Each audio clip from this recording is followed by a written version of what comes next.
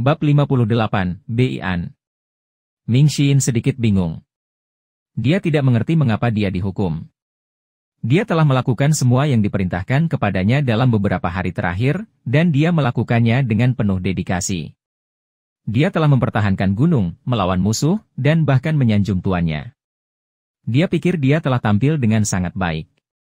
Namun, dia tidak berani melanggar perintah tuannya, jadi dia membungkuk dan berkata, "Saya pantas dihukum." Setelah itu, dia berbalik dan mulai menuju gua refleksi seperti anak yang patuh. Mengapa Luyo menghukumnya? Itu karena dia melihat kesetiaan Ming Xin berfluktuasi. Fluktuasinya tidak besar, dan kesetiaannya masih dipertahankan di sekitar 70. Namun, selama tidak di atas 80, ada kemungkinan dia akan mengkhianatinya. Yuan Er kecil tampak bingung, jadi dia mengambil surat itu dan membacanya. Setelah membacanya, dia menggaruk kepalanya seolah dia tidak mengerti isinya dan berkata, "Ini bukan jebakan?" Kakak senior kelima dipaksa karena beberapa orang ingin melampiaskan amarahnya. Luyo tidak menjawabnya tetapi berkata dengan dingin, "Ikutlah denganku ke altar suci." Ketika dia mendengar bahwa mereka akan keluar, Yuan Er kecil mengedipkan matanya yang besar dengan penuh semangat dan berkata, Tuan, apakah kita benar-benar pacaran? Apa yang membuatmu bersemangat?" Luyo berjalan keluar dan melihat ke langit. Saat itu sudah tengah hari, dan cuacanya bagus. Mereka harus bisa mencapai Provinsiu sebelum matahari terbenam. Dia harus tiba di kota Runan terlebih dahulu untuk melakukan beberapa persiapan. Tanpa kartu pengalaman bentuk puncak, dia harus menggunakan otaknya jika dia ingin membawa kembali Xiaoyu. Dia melirik pakaian Little Yuan Er, yang merupakan pakaian yang dikenakannya untuk mengumpulkan informasi di stasiun. Syukurlah, itu tidak terlalu menarik. "Tuan, apakah kita perlu memberitahu saudara senior?" Little Yuan Er bertanya. "Tidak dibutuhkan. Tidak ada gunanya memberitahu mereka. Gunung Pengadilan Emas akan aman di bawah perlindungan perisai, dan beberapa murid yang ditinggalkannya cukup pintar untuk melindungi diri mereka sendiri." Tiba-tiba, dia memikirkan gunung barunya Bian dan memutuskan bahwa sudah waktunya untuk melihatnya. Dia mengenal Wizard dengan cukup baik, tapi dia belum mencoba Bian. Jadi, dia melambaikan tangannya. Segera, kekuatan aneh muncul di langit biru cerah. Wizard. Yuan Er kecil menatap langit dengan curiga. Begitu dia merasakan kekuatannya, dia tahu itu adalah tunggangan legendaris. Di dunia yang luas ini, ada banyak tempat tak dikenal yang tidak bisa dijelajahi manusia. Tempat-tempat ini penuh dengan makhluk mengerikan, tetapi sangat sedikit dari mereka yang bisa ditangkap dan digunakan sebagai tunggangan. Tak lama kemudian, sosok yang tampak perkasa terbang. Itu tampak seperti harimau dan memancarkan aura yang mengancam. Mengaum. Little Yuan Er mundur selangkah karena ketakutan. Berdiri di samping Luyo, dia bergumam, Mengapa Wizard terlihat berbeda sekarang? Wizard agak mirip dengan antelop sementara Bian lebih mirip harimau, yang satu lembut dan yang lainnya galak. Dia tidak salah. Tunggangan itu mendarat dan berjongkok, menyingkirkan tampangnya yang garang. Itu menunjukkan kesetiaannya kepada tuannya. Luyo juga sedikit terkejut. Bian ini jelas makhluk yang agresif. Dia bertanya-tanya seberapa kuat itu dan tingkat pembudidaya apa yang bisa menyaingi. "Ayo pergi," dia memberi isyarat. Yuan Er kecil mendekat dengan langkah kecil dan lambat saat dia berkata, "Tuan, tidak bisakah saya mengendarainya? Kelihatannya menakutkan." "Tidak seseram dirimu. Jangan takut." Luyo berjalan. Benar saja, tunggangan itu merendahkan tubuhnya sedemikian rupa hingga perutnya menyentuh tanah. Saat melihat itu, Yuan Er kecil mengumpulkan keberaniannya dan mendekatinya sambil melihatnya dengan baik. Mengaum. Tiba-tiba, Bian mengeluarkan raungan yang dalam dan kuat. Namun, alih-alih mundur dengan ketakutan, Yuan Er kecil melompat ke punggungnya. "Tuan, itu membuatku takut." Luyo dengan santai melambaikan tangannya. Melihat isyarat itu, Bian melompat ke langit dan menghilang ke cakrawala yang jauh dalam sekejap mata. Yang mengejutkan Luyo, Bian secepat Wizard. Namun, perbedaan di antara mereka sangat mencolok. Bian galak dan agresif tapi tidak secerdas manusia. Adapun seberapa kuat itu masih harus diuji. Wizard, di sisi lain, tenang dan damai, dan nyaman untuk terbang bersamanya. Tidak diketahui pada saat ini kemampuan lain apa yang dimiliki tunggangan mirip antelop itu. Setengah hari kemudian, Bei-an perlahan turun ke suatu tempat di dekat kota Runan. Ketika dia tidak melihat siapapun di sekitar mereka, Yuan Er kecil terkekeh dan berkata, "Saya tahu apa yang guru inginkan. Kita harus menghindari menarik perhatian." Luyo mengangguk dan berkata, "Runan tidak jauh dari ibu kota ilahi, tempat para kultivator di dunia berkumpul, termasuk para ahli yang maha kuasa. Kita harus tetap rendah." "Saya mengerti, guru."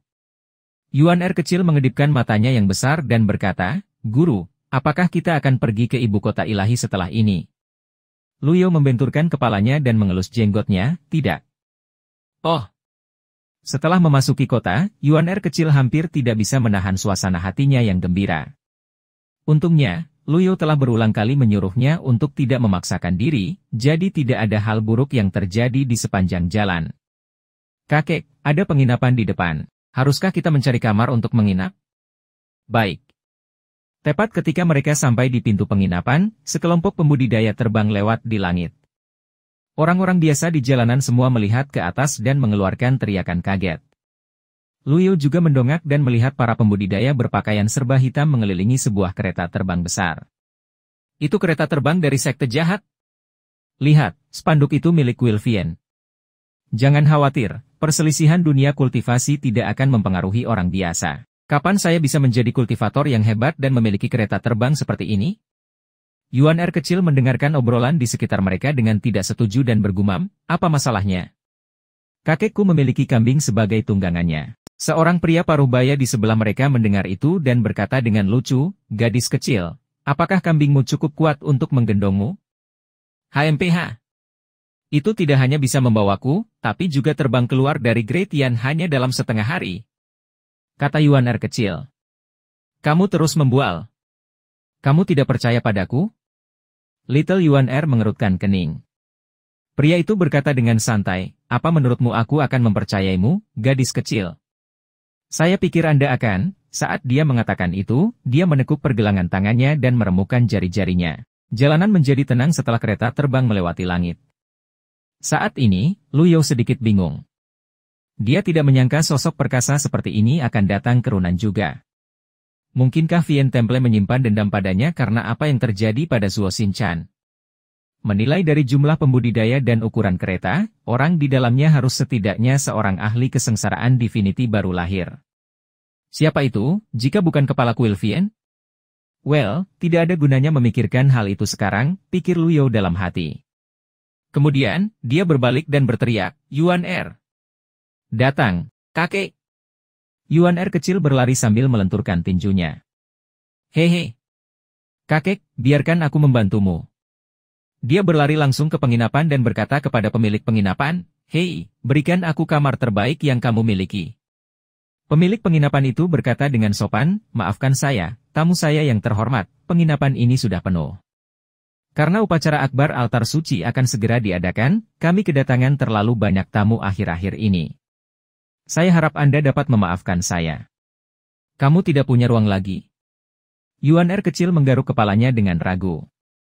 "Maaf. Anda mungkin ingin mencari akomodasi di tempat lain." "Baik." Yuan Er kecil hendak berbalik dan pergi ketika hembusan energi samar bertiup ke penginapan, menyebar ke segala arah sebelum mundur. Itu semua terjadi dalam sekejap. Pemilik penginapan, Yuan Er kecil, dan Luyo, yang baru saja masuk ke penginapan, melihat ke arah sumbernya. Seorang pria dengan dua pedang indah di lengannya berjalan ke dalam dengan ekspresi serius di wajahnya. Saat melihatnya, pemilik penginapan itu berkata dengan penuh semangat, seorang kultivator pengadilan ilahi. "Ya ampun. Tuanku," mata pria itu sedikit tertutup, dan ada kebanggaan mulia di wajahnya yang tenang. Dengan suara lembut, dia berkata, "Pemilik penginapan, saya akan tinggal di sini." "Selamat datang, tuanku. Merupakan kehormatan bagi saya untuk melayani Anda. Saya hanya memiliki 2 kamar tingkat surga sekarang, saya harap tuan saya tidak keberatan." Suara pemilik penginapan itu sangat keras sehingga bisa didengar bahkan di luar penginapan. Pria itu berkata dengan lemah, "Saya ingin 2 kamar terbaik Anda." "Tidak masalah," kata pemilik penginapan itu dengan semangat. Saat itu, 2 pelayan berlari dengan ekspresi menjilat di wajah mereka. Lubang hidung Yuan kecil melebar saat mendengar itu. Tua, bukankah kamu baru saja mengatakan penginapanmu penuh? Kenapa masih ada kamar untuknya? Jangan kasar. Ini adalah seorang kultivator yang telah membuka 8 meridian dan melangkah ke alam pengadilan ilahi. Tentu, tamu lain harus memberi jalan kepadanya. Jika itu lain waktu, Yuan kecil pasti akan terserang. Namun, mereka sekarang berada di Runan, dan tuannya telah berulang kali menyuruhnya untuk tidak menimbulkan masalah. Mengapa Anda membutuhkan 2 kamar? Anda sendirian, dia menunjuk pria itu. Gadis kecil, kamu. Pria itu mengangkat tangan dan menghentikan pemilik penginapan itu. Kemudian, dia berkata dengan suara yang tidak cepat atau lambat, tenang dan lembut, izinkan saya menjawab pertanyaan Anda. Saya menyimpan Abu almarhum pendamping saya di bagasi saya. Meskipun dia meninggal dalam pertempuran, saya sangat terinspirasi oleh semangat pantang menyerah. Dia masih tinggal di hati saya, jadi dia harus diperlakukan sebagai orang yang hidup.